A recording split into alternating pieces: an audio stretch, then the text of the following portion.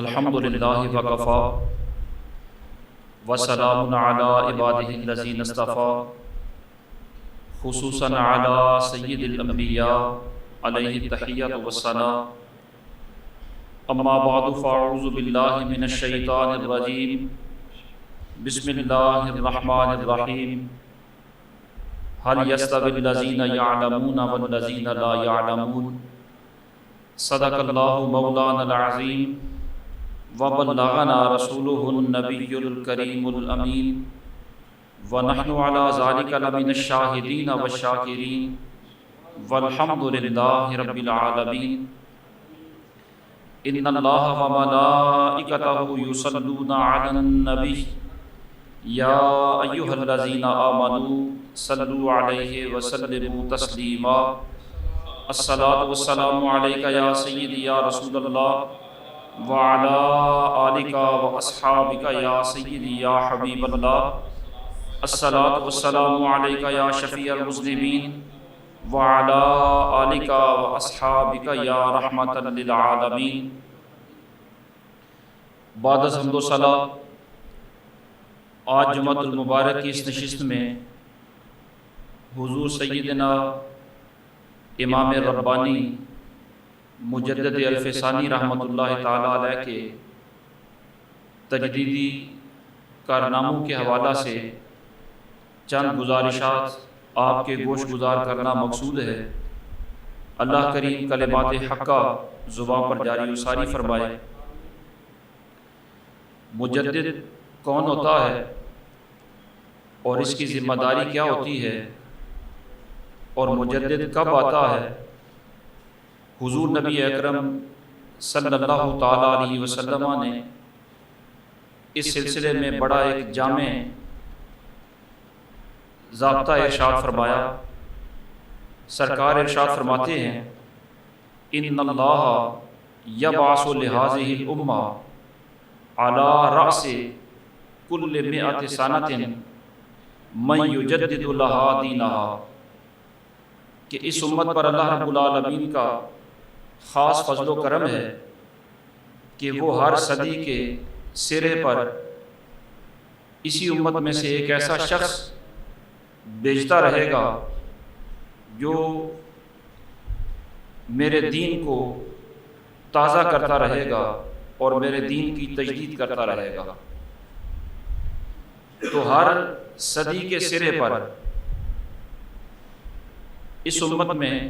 کوئی نہ کوئی مجدد آتا ہے، یعنی ایسا شخص آتا ہے کہ پوری صدی میں جو احکام شریعہ پر، شریعت کے نظریات پر یا احکام پر گرد و غبار پڑ جاتا ہے، اس گرد و غبار کو صاف کر کے دین کی اصل صورتحال کو تر و تازہ کر کے پھر لوگوں کے سامنے رکھ دیتا ہے۔ تو مجدد کے وجود سے گویا دین تر و تازہ رہتا ہے، خرافات دین میں نہیں آ سکتی اور دین کے شعائر مٹائے نہیں جا سکتے۔ اس لحاظ سے وہ دین کی تجدید کرنے والا، دین کا محافظ ہوتا ہے۔ تو سرکار نے فرمایا ہر صدی کے سرے پر آتا ہے۔ صدی کے سرے سے کیا مراد ہے؟ اس کی علماء نے یہ وضاحت بیان کی کہ یہ جو 100 سال ہوتے ہیں اس کو چونکہ ایک صدی کہا جاتا ہے، تو صدی کے سرے پر آنے کا مطلب یہ ہے کہ جب ایک صدی ختم ہو رہی ہوتی ہے اور دوسری صدی شروع ہو رہی ہوتی ہے، تو ایک صدی کا اختتام یہ اس صدی کا آخری سرا ہے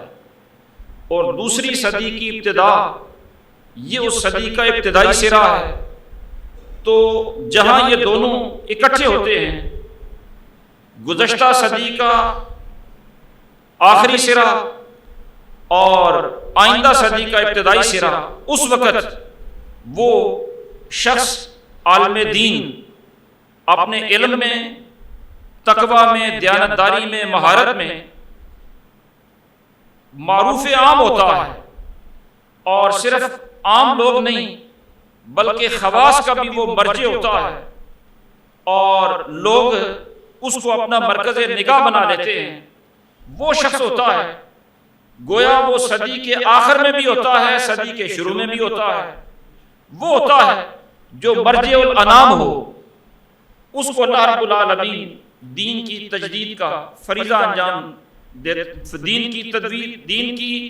تجدید کی ذمہ داری اس کے ذمہ لگائی جاتی ہے اور وہ یہ فریضہ انجام دیتا ہے۔ اور ہر صدی میں ایک نہ ایک تو ضرور ہوتا ہے، لیکن ایک سے زیادہ مجدد بھی ہو سکتے ہیں، بلکہ اکثر ایسا ہوتا ہے کہ ایک ہی صدی میں ایک سے زیادہ مجدد بھی ہوتے ہیں۔ تو یہ 100 سالہ مجدد ہوتا ہے جس کو مجدد مئہ کہا جاتا ہے۔ اور پھر اسی دین کا نظام یہ ہے کہ ہر صدی پر بھی مجدد ہوتا ہے،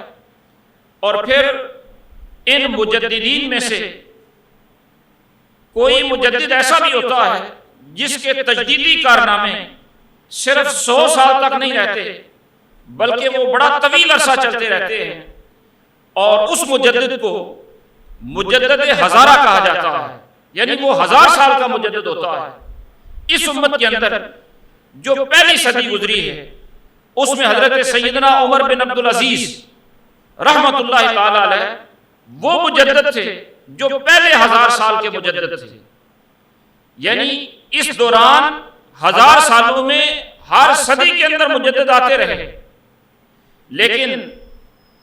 حضرت عمر بن عبدالعزیز رضی اللہ تعالیٰ عنہ کے تجدیدی کارنامے 1000 سال تک کارآمد رہے، نفع بخش رہے، اور جب پہلا ہزارہ ختم ہوا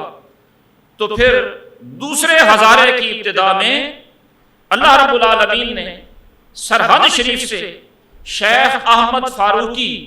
سرہندی رحمت اللہ تعالیٰ علیہ کو منتخب فرمایا اور آپ کو ہزارہ دوم اس کا مجدد بنایا۔ اس لیے آپ کو مجدد الف ثانی کہا جاتا ہے۔ الف کا معنی 1000 ہوتا ہے اور ثانی کا معنی دوسرا ہزار۔ الف ثانی کا مطلب یہ ہے کہ یہ اس امت کے ہزارہ دوم کے مجدد ہیں، اور آپ کے تجدیدی کارنامے 1000 سال تک نفع بخش رہیں گے۔ اور پھر آپ پر لفظ مجدد ایسا بالاتفاق اور بالاجماع منطبق آتا ہے کہ آج علمی دنیا کے اندر جب مطلقاً کہیں کہ حضور مجدد صاحب نے ارشاد فرمایا ہے، مطلقاً لفظ مجدد کا اطلاق کریں تو مصداق ہر عام و خاص کے ذہن کے اندر شیخ احمد فاروقی سرہندی ہی بنتے ہیں۔ ویسے مجدد ہر صدی میں ہوتے ہیں، اور کافی سارے مجددین کی ایک فہرست ہے، وہ سارے بڑے بزرگ ہیں، لیکن جب مطلقاً مجدد کہا جائے کہ مجدد صاحب رحمت اللہ تعالیٰ علیہ نے یہ فرمایا تو مراد آپ ہی کی ذات گرامی ہوتی ہے۔ اللہ رب العالمین نے بڑے کمالات سے آپ کو نواز رکھا تھا۔ آپ 971 ہجری میں سرہند شریف کے اندر پیدا ہوئے، اور جس شہر کے اندر آپ پیدا ہوئے اس شہر کی بنیاد بھی آپ کے اجداد نے رکھی۔ آپ کے جو 5ویں جد امجد حضرت مولانا امام رفیع الدین رحمت اللہ تعالی علیہ تھے، وہ حضرت شیخ جلال الدین سرخ بخاری رحمت اللہ تعالی علیہ کے مرید بھی تھے اور خلیفہ بھی تھے۔ ایک دفعہ حضرت امام رفیع الدین اپنے شیخ طریقت سید جلال الدین بخاری کے ساتھ دوران سفر یہاں سے گزر کر دہلی جا رہے تھے، تو یہاں کے باشندوں نے حضرت جلال الدین سرخ بخاری رحمت اللہ تعالی علیہ سے عرض کی کہ یہ علاقہ بڑا پرخطر ہے، یہاں درندے بھی بہت ہیں، ویسے بھی بہت سارے خطرات ہوتے ہیں، اور آپ دہلی جا رہے ہیں، اور دہلی کا بادشاہ سلطان فیروز تغلق چونکہ آپ کا مرید ہے، حضرت سید جلال الدین بخاری کا وہ مرید تھا، ایک عقیدت مند تھا، چونکہ سلطان آپ کا مرید ہے، اس لیے ہماری سفارش اس سے کر دیں کہ یہاں کوئی آبادی شہر بسا دے تاکہ یہ جنگلی درندے وغیرہ یہاں سے چلے جائیں۔ چنانچہ سید جلال الدین بخاری رحمت اللہ تعالی علیہ نے سلطان سے درخواست کی، سلطان نے آرڈر جاری کیا کہ حضور مجدد الفسانی رحمت اللہ تعالی علیہ کے وہ جو 5ویں جد امجد رفیع الدین ہیں، ان کے بھائی کو حکم دیا کہ آپ وہاں جا کر شہر آباد کریں۔ چنانچہ وہ 2000 شاہ سواروں کے ساتھ یہاں آ کر شہر آباد کرنے میں مصروف ہوئے۔ اتفاق ایسا کہ ایک دن جتنی تعمیر کرتے دوسرے دن وہ ساری تعمیر ختم ہو چکی ہوتی، منہدم ہو چکی ہوتی۔ یہ پریشانی حضرت رفیع الدین نے اپنے شیخ طریقت سید جلال الدین بخاری رحمۃ اللہ تعالی علیہ سے ذکر کی، تو انہوں نے فرمایا کہ یہ کام آپ کریں گے تو ہوگا۔ پھر حضرت مجدد الفسانی رحمۃ اللہ تعالی علیہ کے جد امجد حضرت مولانا امام رفیع الدین رحمۃ اللہ تعالی علیہ نے اس شہر کو آباد کیا۔ ابتداء اس کا نام سہارن تھا، پھر چلتے چلاتے زبان زد عام ہوتے ہوتے اس کا سہارن سے سرہند نام پڑ گیا۔ بصورت یہ شہر آپ کے اجداد نے آباد کیا، اور 971 ہجری کے اندر آپ اسی شہر کے اندر پیدا ہوئے، اور نسباً آپ حضرت سیدنا فاروق اعظم رضی اللہ تعالیٰ عنہ کی اولاد پاک میں سے ہیں۔ آپ کا 29 واسطوں سے سلسلہ نسب حضرت فاروق اعظم سے جا کر ملتا ہے،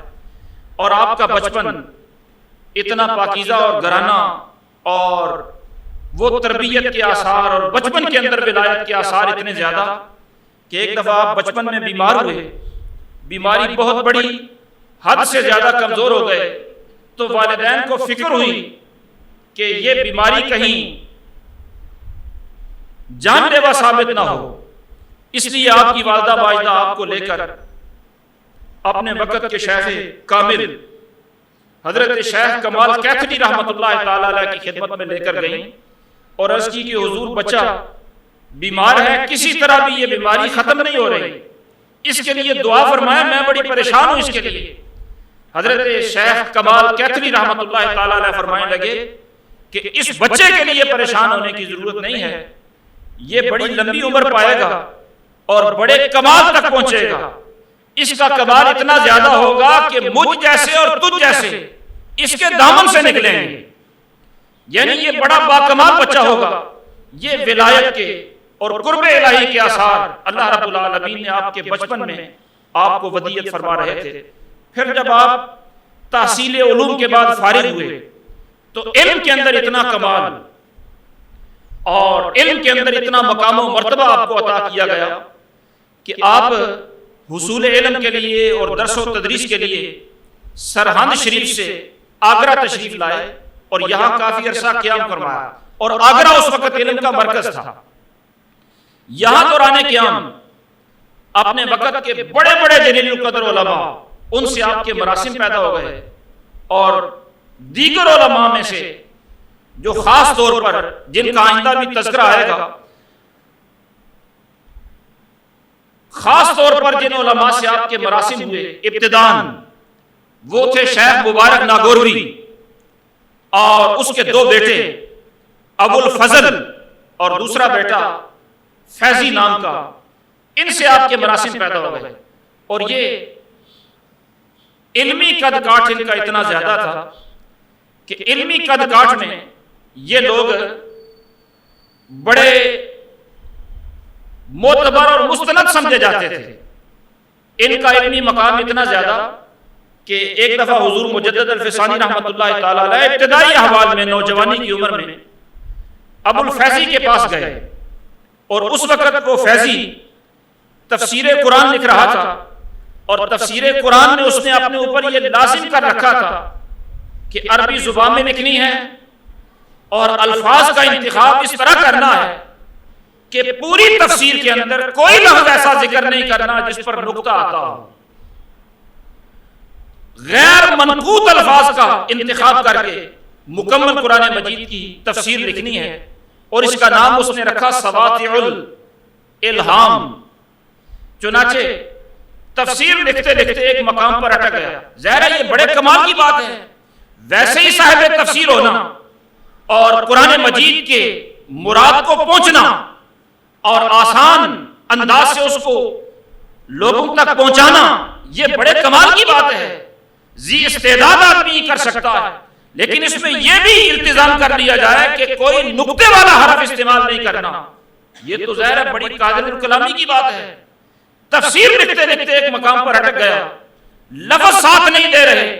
کہ کن لفظوں سے اس مضمون کو بیان کروں، وہ لفظ غیر منقوط بھی ہونے چاہیے، نقطے والے نہیں ہونے چاہیے۔ چنانچہ حضرت شیخ احمد فاروقی سرحدی رحمۃ اللہ تعالی علیہ جب اس کے پاس گئے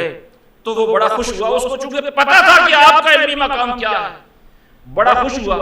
کہنے لگا کہ بڑی دماغ سوزی کی، لیکن اس مقام پر اٹکا ہوا ہوں، نکل نہیں سکا، آپ کچھ تھوڑی سی توجہ فرمائیں، کوشش کریں، شاید یہ مقام حل ہو جائے۔ حضرت شیخ مجدد الفسانی رحمۃ اللہ تعالی علیہ فرمانے لگے کہ کاغذ قلم مجھے دو۔ اسی وقت کاغذ قلم لے کر بلجستہ بغیر کسی تردد کے آپ نے عربی زبان کے اندر اسی مقام کی تفسیر لکھنی شروع کر دی۔ اور ظاہر ہے جو بندہ ابتدا سے آ رہا ہوتا ہے اس کا مطالعہ اور اس کا ذہن اور طرح کا ہوتا ہے، اور درمیانے کلام سے جو بندہ شروع کرتا ہے وہ سارا پس منظر بعض اوقات اس کے سامنے نہیں ہوتا، لیکن آپ کا علمی مقام و مرتبہ یہ ہے کہ اسی وقت آپ نے کاغذ قلم لیا، برجستہ اسی وقت آپ نے عربی زبان کے اندر غیر منقوط عبارت کے ساتھ بغیر نقطوں کے حروف کا انتخاب کر کے پورا صفحہ لکھ کر اس کو دے دیا۔ وہ دیکھ کر حیرت میں مبتلا ہو گیا کہ یہ احمد سرحدی اتنا بڑا امام، اتنا بڑا عالم، لیکن اس علم کے ساتھ ساتھ دین کی غیرت کا یہ مقام اور دینی حمیت اتنی زیادہ تھی کہ اسی فیضی کا بھائی ابو الفضل، وہ بھی چونکہ بڑا فلسفی آدمی تھا اور بڑا نامور اور بڑا شہرہ آفاق قسم کا بندہ تھا، ایک دفعہ حضور مجدد الفسانی رحمۃ اللہ تعالی علیہ اس سے ملاقات کے لیے گئے، اس کے پاس اور بھی اہل علم موجود تھے، مجلس ہوئی، علمی باتیں شروع ہوئی، اور علمی باتیں کرتے کرتے ابو الفضل نے فلسفیوں کی تعریف میں قلادے ملانے شروع کر دی۔ وہ فلسفیوں کی بڑی بے جا تعریفیں شروع کر دی اس نے۔ حضرت شیخ مجدد الفسانی رحمۃ اللہ تعالی علیہ ابھی ابتدائی احوال ہیں، آپ نے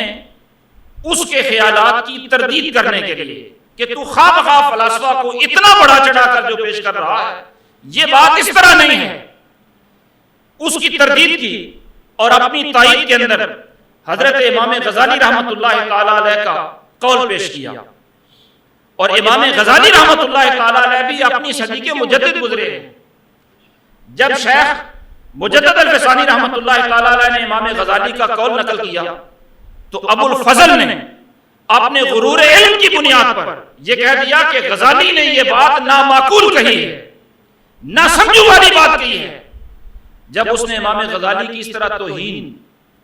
تحقیر اور گستاخی کی تو آپ کی حمیت یہ برداشت نہ کر سکی، مراسم توڑ دیے،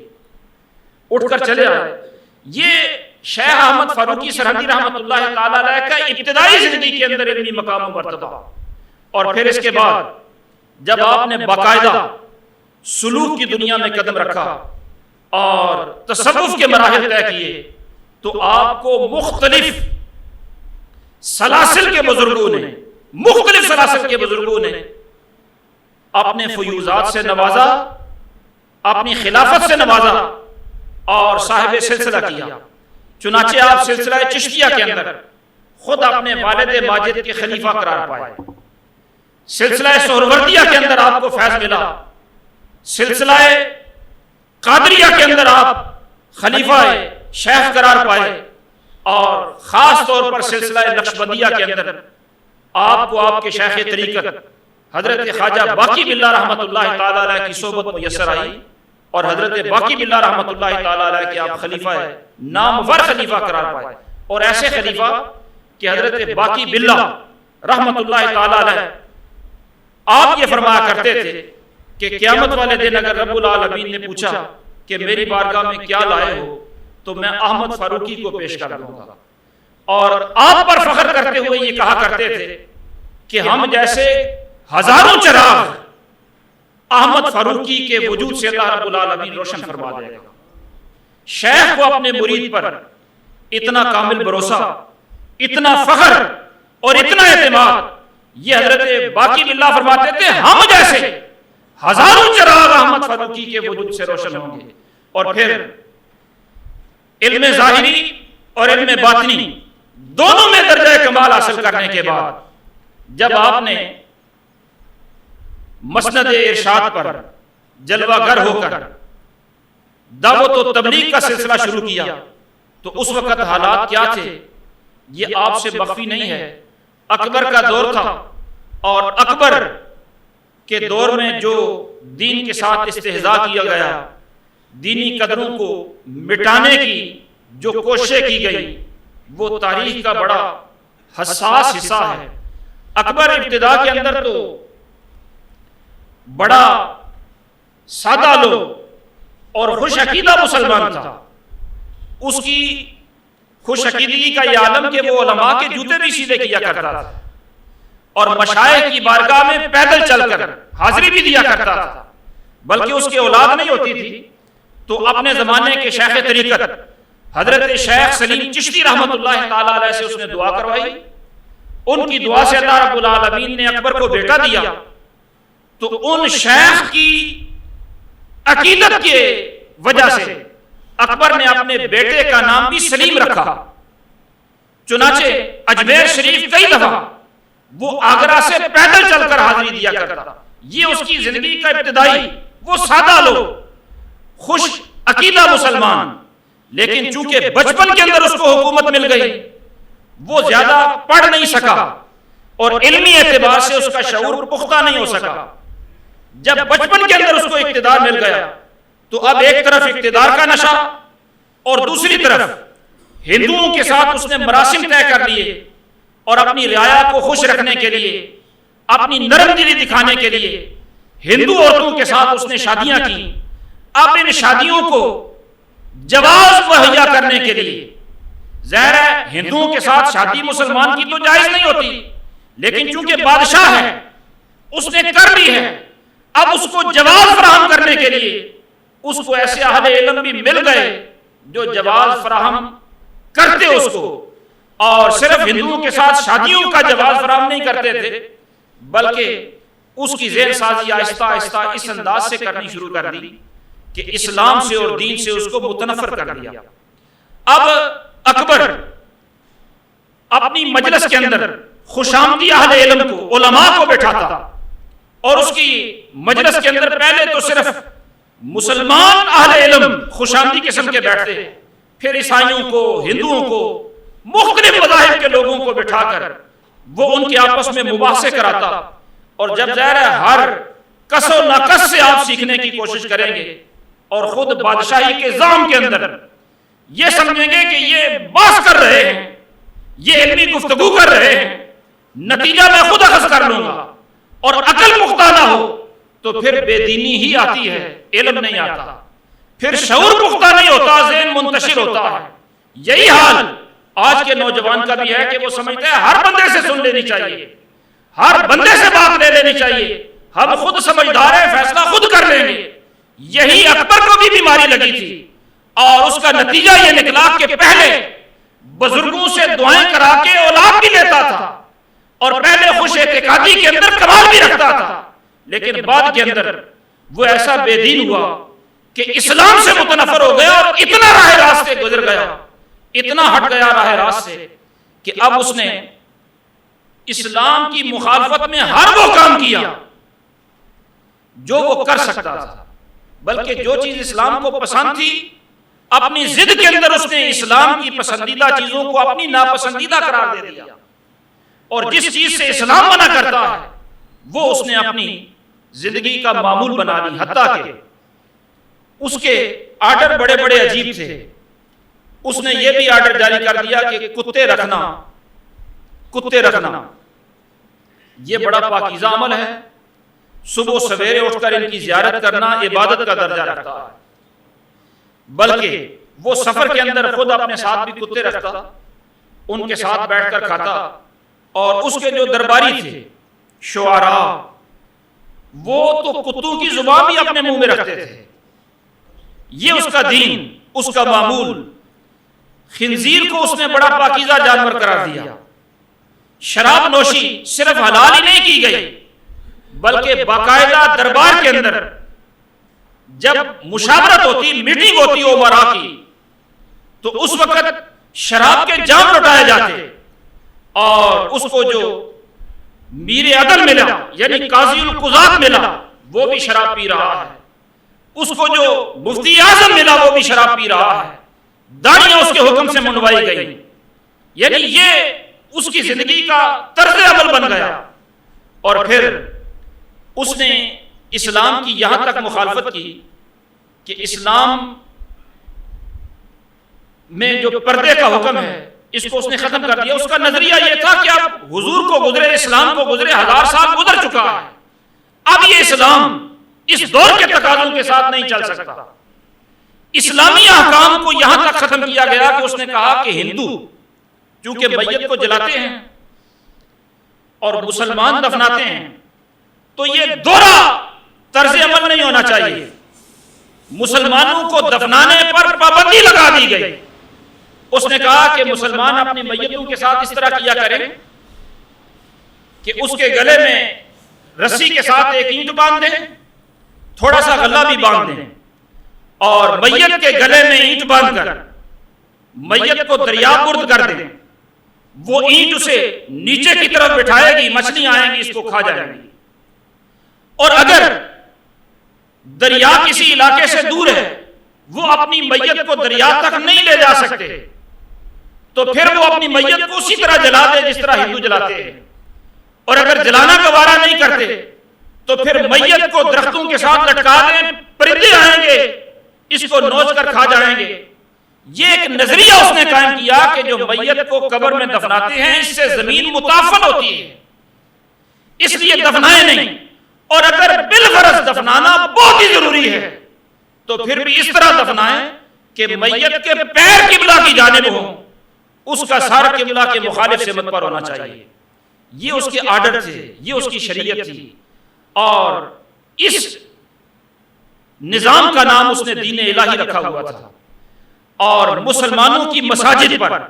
پابندی عائد کر دی گئی. جتنے بھی شاعر اسلام تھے سب پر پابندی، حتیٰ کہ گائے ذبح کرنے پر، چونکہ ہندو اسے ماتا سمجھتے ہیں اور مسلمان اگر اس کو ذبح کریں گے تو ہندوؤں کی دل آزاری ہوگی، اس لیے گائے ذبح کرنے پر پابندی، مسجد بنانے پر پابندی. ہر وہ کام جو اسلام کی مخالفت میں وہ کر سکتا تھا اس نے کیا. اپنی دربار میں حاضری اس کے لیے اس نے لازم قرار دیا کہ مجھے سجدہ کر دیا ہے. چنانچہ اس سجدہ کرنے کا نام اس نے زمین بوس رکھا. اس کا نام اس نے دین اکبری یا دین الہی رکھا. حضور مجدد الفسانی رحمت اللہ تعالی علیہ نے اگر اس وقت خاموشی اختیار کر لیتے اور حالات سے مصلحت اختیار کر لیتے تو آج ہندوستان کے اندر اسلام زندہ ہی نہ رہتا. آج جو ہمیں کلمہ پڑھنا نصیب ہوتا ہے، ہماری مسجدیں جو آباد ہیں اور اذان کی آوازیں آتی ہیں، اور آج جو قربانی کرنے پر پابندی نہیں ہے، اسلام کی جو رونقیں آج ہندوستان کے اندر آباد ہیں، یہ ان مسائل کا نتیجہ ہے جو مجدد الفسانی رحمت اللہ تعالی علیہ نے کی ہیں. اور حضور مجدد الفسانی رحمت اللہ تعالی علیہ نے اکبر کے دور کے اندر بھی اکبر کا جو نظریہ تھا کہ ہندو اور مسلمان ان کو ایسا ایک نظام حیات دیا جائے کہ یہ ایک ہی قوم بن کر رہے ہیں، ایک قومی نظریہ جو اس نے پیش کیا، اس کی رد میں، اس کی مخالفت میں امام مجدد الفسانی رحمت اللہ تعالی علیہ نے یہ باور کروایا کہ نہیں، مسلمان ہندوؤں کے ساتھ مدغم نہیں ہو سکتا، یہ دو علیحدہ علیحدہ قومیں ہیں، دو قومی نظریہ. وہ جو مجدد الفسانی رحمت اللہ تعالی علیہ نے اس وقت اجاگر کیا، اسی کی روشنی کے اندر حضور اعلیٰ حضرت امام اہل سنت فاضل بریلوی رحمت اللہ تعالی علیہ نے اپنے دور میں سے اجاگر کیا. اور اسی روشنی سے اکتساب فیض کرتے ہوئے اقبال نے دو قومی نظریہ پیش کیا، اور اسی بنیاد پر یہ ہمارا وطن عزیز پاکستان مارز وجود میں آیا. یہ دو قومی نظریہ مجدد الفسانی رحمت اللہ تعالی علیہ نے ابتدا میں دین اکبری کے مقابلہ پر پیش کیا تھا، اور یہ اتنا بروقت فیصلہ تھا اور اس کے اتنے دور رس نتائج تھے کہ اقبال جیسا مفکر بھی یہ کہنے پر مجبور نظر آتا ہے کہ حاضر ہوا میں شیخ مجدد کی لحد پر، حاضر ہوا میں شیخ مجدد کی لحد پر، وہ خاک کہ ہے زیر فلک مطلع انوار. یعنی یہ وہ خاک ہے کہ جو آسمان کے نیچے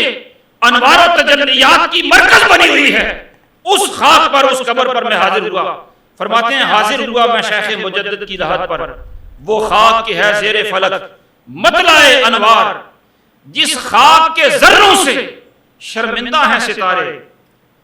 کہ اس خاک میں پوشیدہ ہے وہ صاحب اسرار، گردن نہ جھکی جس کی جہانگیر کے آگے، ہے جس کے نفس گرم سے گرمی حرار، اور وہ ہند میں سرمایہ ملت کا نگہباں، اللہ نے بر وقت کیا جس کو خبردار، اگر وہ اس وقت اس سیلاب کے آگے بند نہ باندھتے تو یقیناً آج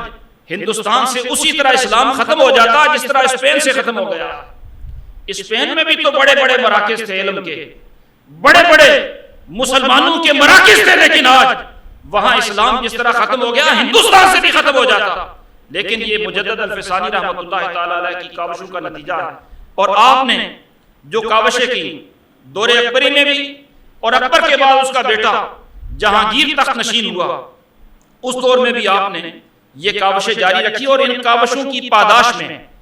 حضور مجدد الفسانی رحمۃ اللہ تعالی علیہ کو قید و بند کی صعوبتیں بھی برداشت کرنا پڑا، باقاعدہ جیل میں بھی رہے، پابندیاں بھی دیکھیں، لیکن اس کے باوجود آپ جتنے بڑے سیلاب کے سامنے کھڑے ہوئے اور جس انداز سے کھڑے ہوئے، اس کے نتائج ہیں کہ آج ہم آزاد سلطنت میں بیٹھے ہوئے ہیں، اور اسلام ہمارے وطن کا باقاعدہ دین ہے، نظام ہے۔ یہ مجدد الفسانی رحمۃ اللہ تعالی علیہ کا یقیناً فیضان ہے۔ مالک کریم انہی کلمات کو شرف قبولیت عطا فرمائے۔ وما توفیقی الا باللہ العلی العظیم۔